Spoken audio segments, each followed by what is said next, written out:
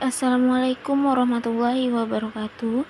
Halo teman-teman semuanya, kembali lagi bersama saya Rina Rahmalinda dengan NPM 23010810113. Baiklah teman-teman sekalian, di sini saya akan mempresentasikan esai saya yang berjudul Informasi sebagai Makna Data dengan ruang lingkup politik, sosial, budaya, dan hukum serta pendidikan biologi.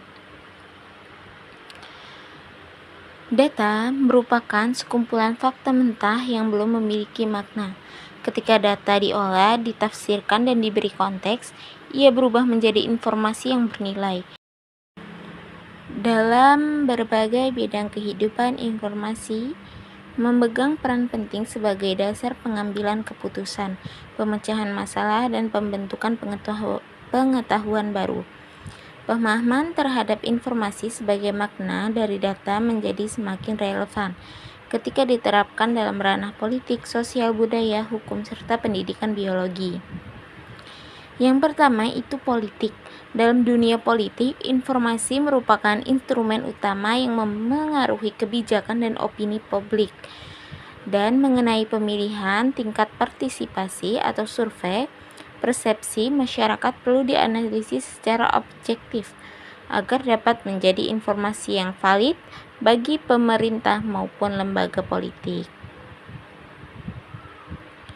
Ketika data dipilah dan disajikan dengan cara yang tepat, informasi tersebut dapat mendukung proses demokrasi yang sehat. Sebaliknya, jika data dimanipulasi, informasi berubah menjadi alat propaganda yang dapat menyesatkan publik. Contohnya, dalam politik, data seperti hasil elektabilitas kandidat adalah angka mentah yang belum bermakna. Ketika angka tersebut dianalisis, misalnya 65% responden di daerah urban memilih kandidat A. Informasi yang muncul menunjukkan bahwa kandidat tersebut memiliki dukungan kuat di wilayah kota. Informasi inilah yang digunakan tim kampanye untuk menentukan wilayah kota. Informasi inilah yang digunakan tim kampanye untuk menentukan strategi politik. Tanpa interpretasi, angka 65% adalah data yang tidak memiliki makna. Kemudian yang kedua itu ada sosial. Pada ranah sosial, informasi menjadi dasar untuk memahami perubahan perilaku, dinamika kelompok, serta kondisi masyarakat. Data tentang kemiskinan, pendidikan, dan kesehatan tidak berarti apa-apa jika tidak dianalisis. Ketika telah diproses, informasi itulah yang kemudian dijadikan acuan program sosial. Contohnya, pada aspek sosial, data berupa jumlah anak putus sekolah mungkin menunjukkan angka tertentu, misalnya 5.000 siswa di wilayah X tidak melanjutkan pendidikan. Ketika data tersebut dianalisis lebih lanjut, misalnya ditemukan bahwa 70% diantaranya berhenti karena faktor ekonomi, barulah muncul informasi bermakna bahwa kemiskinan adalah penyebab utama. Informasi ini kemudian menjadi dasar untuk merancang program beasiswa atau bantuan pendidikan. Yang ketiga ada budaya. Dalam konteks budaya, informasi memegang peranan penting sebagai sarana pewarisan nilai, tradisi, dan identitas. Data sejarah, cerita rakyat, pola bahasa, serta artefak budaya harus diinterpretasikan secara benar agar menjadi informasi yang bermakna. Melalui proses tersebut, masyarakat dapat memahami akar budaya mereka dan menjaga kelestariannya. Melalui proses tersebut, masyarakat dapat memahami akar budaya mereka dan menjaga kelestariannya dari pengaruh globalisasi. Contohnya dalam budaya, data tentang jumlah penutur bahasa daerah yang menurun dari tahun ke tahun dapat diolah menjadi informasi tentang terancamnya kelestarian satu bahasa tradisional. Misalnya, hanya 20% generasi muda di daerah Y yang masih aktif dan menggunakan bahasa daerah. Informasi ini menjadi peringatan bahwa perlu dilakukannya program revitalisasi bahasa seperti pengajaran di sekolah atau festival budaya.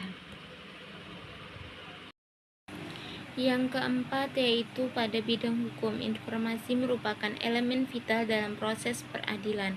Data berupa bukti, dokumen, dan rekaman harus dianalisis secara cermat sehingga dapat menjadi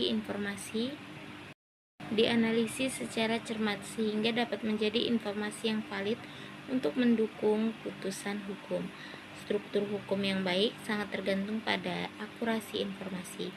Kesalahan dalam menafsirkan data dapat berakibat pada ketidakadilan.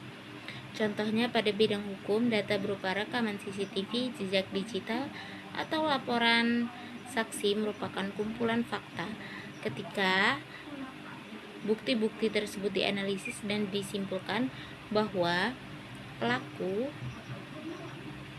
berada di lokasi kejadian pada jam tertentu, maka data itu berubah menjadi informasi yang mendukung penegakan hukum. Informasi inilah yang membantu hakim dan jaksa mengambil keputusan yang adil. Kemudian yang kelima itu ada pendidikan biologi. Dalam pendidikan biologi, informasi dan data ilmiah menjadi dasar pembelajaran dan penelitian. Data hasil eksperimen seperti pengamatan mikroskopis, grafik pertumbuhan, atau hasil uji laboratorium harus diolah sebelum menjadi informasi yang dapat digunakan siswa untuk memahami konsep biologis.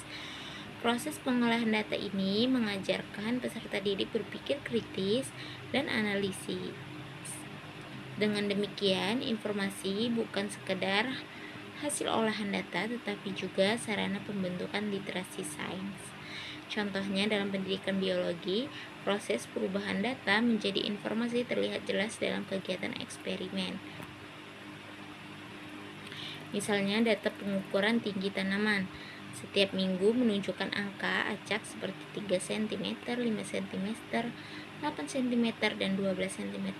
Setelah dianalisis menjadi grafik, pertumbuhan informasi yang muncul adalah bahwa tanaman tumbuh cepat pada minggu ketiga dan keempat karena mendapat intensitas cahaya lebih tinggi. Informasi ini membantu siswa memahami hubungan antara cahaya dan juga fotosintesis. Baiklah teman-teman, sekian saja presentasi saya. Saya akhiri. Wassalamualaikum warahmatullahi wabarakatuh.